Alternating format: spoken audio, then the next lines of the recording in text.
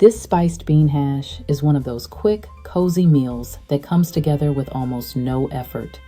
Just simple ingredients and a skillet. You'll need black beans, yellow onion, orange bell pepper, garlic, olive oil, and a few warm spices: chili powder, smoked paprika, and cumin.